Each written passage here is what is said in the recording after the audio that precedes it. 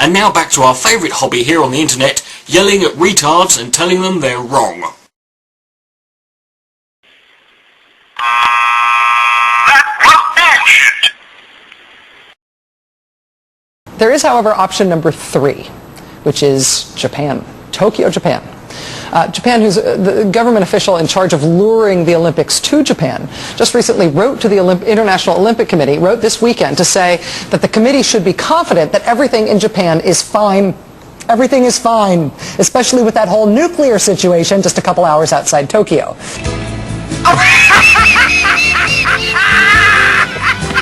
What's so funny now? I sometimes just think funny things.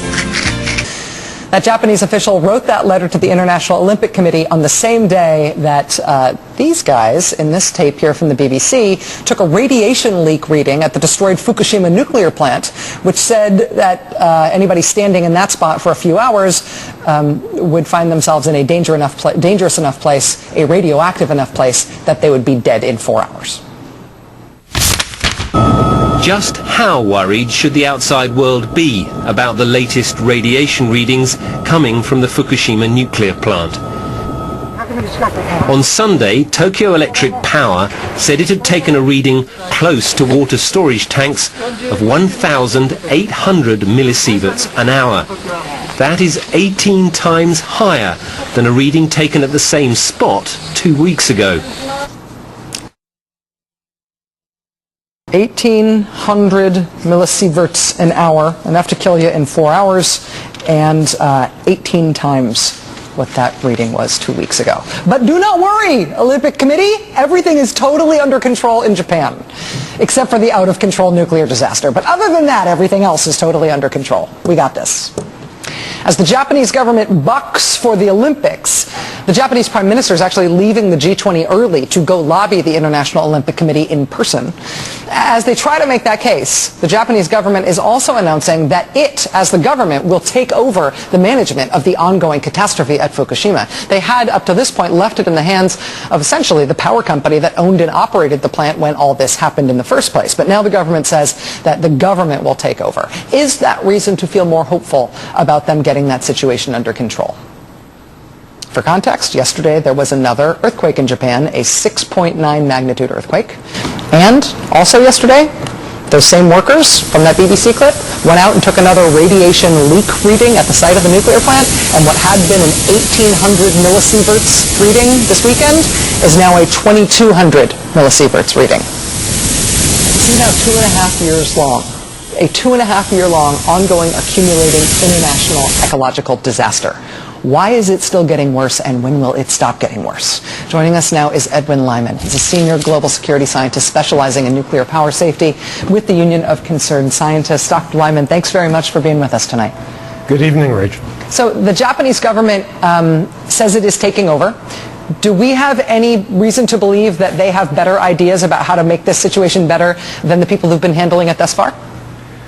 I'm afraid not, because the Japanese government is as culpable as TEPCO was in the genesis of this crisis to begin with. And the government is scrambling to try to come up with a solution so they can tell the world that everything's fine and bring the Olympics here. And I think they're being too hasty. What about this plan that we've been seeing written up in the press about creating an underground ice wall to try to seal off the highly contaminated areas of the plant from groundwater, from any water flow through that's resulting in all of this radioactive water leaking into the ocean?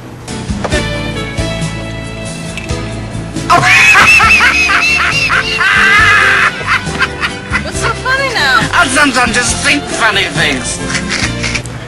Well, the ice wall isn't as crazy as it sounds. It is a technology that's been used in other applications, but it's never been used for a nuclear disaster like this one. It's never been used to try to contain this much radioactivity, and it's never been used for a period of time that may require decades before the site is cleaned up. So I think it is actually a very risky plan and a lot more complicated than just digging trenches and packing them full with clay. Yeah, on that point, I mean, I don't mean to be blunt, but what's the better idea? Are there solutions that either are more proven or more, I guess, obviously sustainable that the government and TEPCO haven't tried that you think might make sense?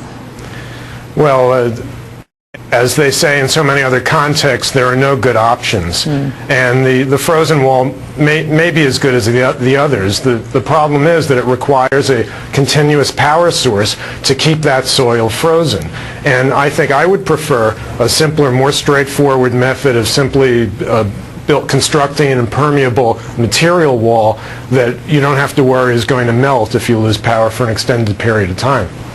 We are told, and the press reports differ on this, but we're told in at least some press reports that there are hundreds of tons of radioactive contaminated water that are leaking into the Pacific Ocean daily from this site. And obviously the ocean is a big thing, and dilution is a big factor. But what do you see as the potential impact of all of this contaminated water leaking into the ocean over time? How worrying is it? Well, it is true that the emissions that are going on now from the site are much, much smaller than they were in the weeks after the reactors exploded. But it is a continuous low-level leak of radioactive material, and there's seafood that does concentrate radioactivity. So the fishing industry in the region has been devastated, and it looks like it's not going to come back anytime soon.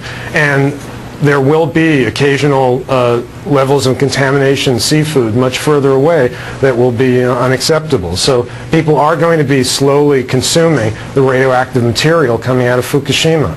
It has been 2.5 years since this happened. This is the biggest disaster since Chernobyl. The response after the initial declaration that this was a cold shutdown and everything was fine has now been ramped up from a 1 to a number 3 on the nuclear accident scale, and it doesn't feel like they've got it under control. Do you think there should be some sort of international parachute-in, international expert effort to help Japan out here, that this is a problem that is bigger than that one country, and they need more help than they're getting? One of the problems that has been around since the beginning is Japan has been very reluctant to seek international help. It waited for several days after the accident started because it was hoping it could just stabilize the situation and then tell the world that there was no problem. And it's that kind of pride, I think, which is also continuing to be a problem.